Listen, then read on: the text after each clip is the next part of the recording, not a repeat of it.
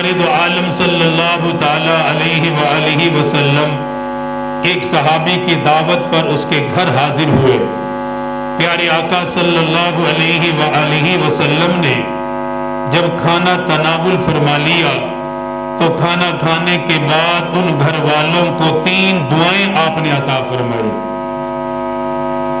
اس سے معلوم یہ ہوا کہ جب کسی کے مہمان بنتے ہیں، جب تمہیں کوئی کھانا کھلاتا ہے، تمہیں کوئی پانی پلاتا ہے، اس کو دعا دینی چاہیے، اس کے لیے دعا کرنی چاہیے کہ اس نے کھانا کھلایا، اس نے پانی پلایا، اس کے لیے برکت کی دعا کرے، اس کے رزق میں اضافے کی دعا کرے۔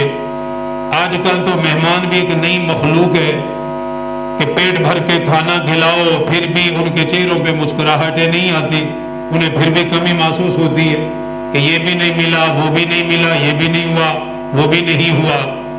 گھر والے کے میزبان کی جتنی استطاعت ہے وہ پیش کر دے، اسی پہ اللہ کا شکر کرے، اسی پر راضی ہو کہ اللہ کی نعمت ہے، جو مل گیا شکر ہے اس کا، جو کھا لیا اس کی نعمت ہے، شکر ہے، جو پی لیا شکر ہے اس کا۔ لیکن شادی بیاہ دیگر معاملات، باپ ساری زندگی محنت کر کر کے تھوڑے تھوڑے جمع کر کے بیٹی کے شادی پہ کھانا بناتا ہے، باراتی پیٹ بھر کے کھانا کھائیں گے، 7 دانت بھی صاف کریں گے، کوئی کہے گا گوشت کچا تھا، کوئی کہے گا نمک صحیح نہیں تھا، کوئی کہے گا مرچیں ٹھیک نہیں تھی، فلاں چیز بھی صحیح نہیں تھی۔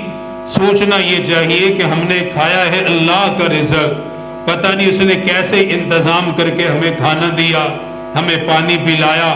دعا دینے کے بجائے زبان سے ایسے الفاظ کہ اگر میزبان کو پتہ چلے اس کی دل آزاری ہوتی ہے، اس کو تکلیف ہوتی ہے کہ میرا مہمان کھانا کھا کر یہ کہہ رہا تھا۔ میرے پیارے آقا صلی اللہ علیہ وآلہ وسلم کا یہ مبارک طریقہ نہیں تھا۔ آپ دعوت پر حاضر ہوتے، کھانا آپ کے سامنے پیش کیا جاتا، پسند ہوتے تناول فرماتے، پسند نہیں ہوتا تو نقص نہیں بیان کرتے، عیب بیان نہیں فرماتے، فرماتے اللہ کی رزق ہے، اس میں کمی بیان نہیں کرنی چاہیے، دل نہیں کر رہا نہ کھاؤ، اس میں کوئی حرج کی بات نہیں، لیکن کھانے میں عیب نکالنا، کھانے کی برائی کرنا، یہ اللہ کی نعمت کی ناقدری ہوتی ہے، ناشکری ہوتی ہے۔ اللہ پسند نہیں کرتا جو اللہ کے عطا کردہ رزق میں نقص نکالے، عیب نکالے، پھر اللہ تعالیٰ اس سے اپنا رزق بھی واپس لے لیتا ہے۔ اس کے گھر میں پھر بے برکتیاں ہوتی ہیں، رزق میں برکت نہیں ہوتی، ناشکر آدمی ہے۔ سرکار دو عالم صلی اللہ علیہ وسلم کھانے پر حاضر ہوئے، کھانا کھایا، صحابی نے آپ کو کھانا دیا، جو بھی اس کے گھر میں تھا پیش کر دیا۔ میرے آقا نے کھانا کھا کر اسے 3 دعائیں عطا فرمائی۔ فرمایا افطر عندکم الصائمون، فرمایا میرے صحابی میری سب سے پہلی تجھے دعا یہ ہے کہ تیرے دسترخوان پر اللہ روزے داروں کو جمع فرمائے۔ کتنی بڑی دعا ہے کہ تیرے دسترخوان پر روزے دار روزہ افطار کرے آ کر، تو ان کا روزہ افطار کروائے۔ روزہ افطار کرانا بہت بڑی عبادت ہے۔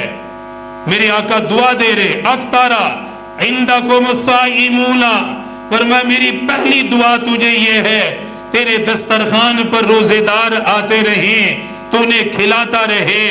دوسری دعا ارشاد فرمائی کہ وَأَفْطَرَ عِنْدَكُمُ الصَّائِمُونَ وَأَكَلَ طَعَامَكُمُ الْأَبْرَارُ، فرمایا تیرے دسترخوان پر اللہ کے نیک بندے آتے جاتے رہے،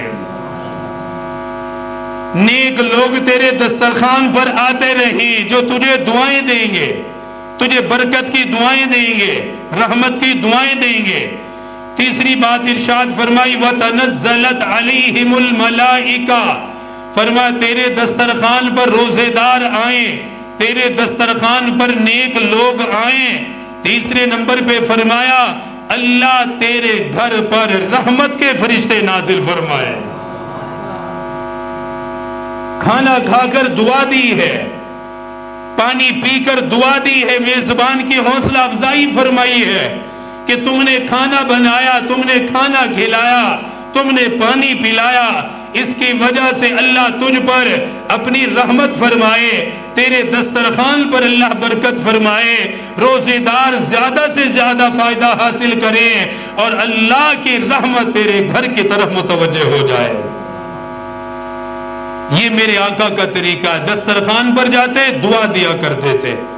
مضمون میرا یہ ہے کہ آقا صلی اللہ علیہ وسلم نے اس حدیث میں بھی فرمایا وَتَنَزَّلَتْ عَلَيْهِمُ الْمَلَائِكَةُ کہ اللہ تیرے گھر میں رحمت کے فرشتے نازل فرمائے۔